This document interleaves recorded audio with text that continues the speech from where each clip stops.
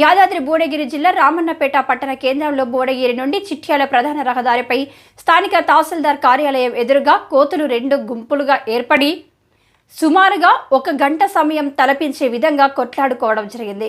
దీనితో రహదారిపై ద్విచక్ర వాహనదారులు కాలినడకన వెళ్లేవారు ఇబ్బందులకు గురయ్యారు. ఎక్కడ జనంపై అటాక్ చేస్తామని టెన్షన్ వాతావరణం ఏర్పడింది. జిల్లా యంత్రాంగం చొరవ తీసుకుని కోతుల బెడద నుండి విముక్తి కలిగించాలని ప్రజలు విజ్ఞప్తి చేస్తున్నారు.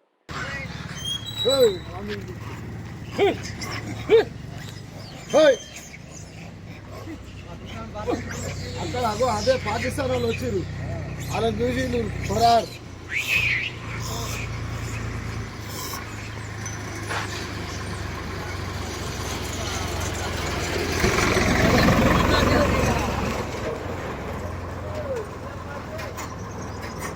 ఇప్పుడు మంద పెద్ద పెద్ద ఉన్నట్టు మళ్ళీ బాబు ఇప్పుడే వచ్చినాయి.